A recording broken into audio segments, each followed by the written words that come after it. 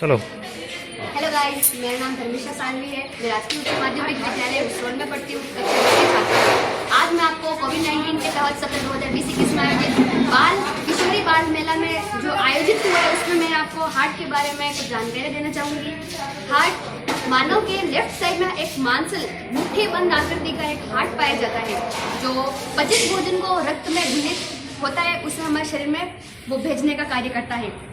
मैं आपको बताती हूँ दोहरा रक्त परिसंचरण तंत्र किसे कहा जाता है। दोहरा रक्त परिसंचरण तंत्र में महाशिरा शरीर से अशुद्ध रुधिर लेकर दाएं आलिन में प्रवेश करती है। दाएं आलिन से त्रिवलन कपाट, जिसे हम एंट्रोवेट्रिकुलर वॉल्व भी कहते हैं, वो खुलता है।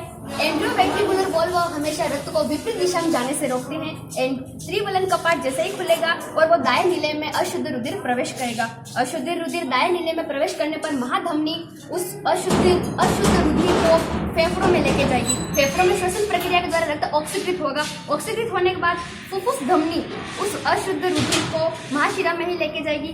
फिर वो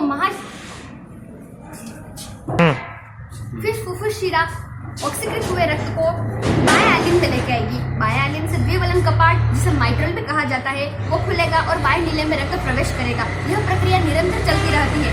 मैं आपको एक बात बता देती हूँ, जब हमारे ऐसा महसूस होता है कि हमारा शरीर 72 बार धड़कता है, तो जब हमें लपडप की आवाज आती है, वो लपडप की आवाज इन्हीं की वजह से आती है कि द्विवलन कपाट और त्रिवलन कपाट जब खुलते हैं तो लपडप की आवाज आती है। यह प्रक्रिया निरंतर चलती रहती है। मैं आज आपको एक बात बता देती हूँ, हृदय स्व उत्तेजन पेशिन्यास होता है, जो हमारे शरीर को ये हृदय की जो गतिविधियां होती है ना, उन्हें वो कंट्रोल करता है। इसे पेसमेकर भी कहते हैं।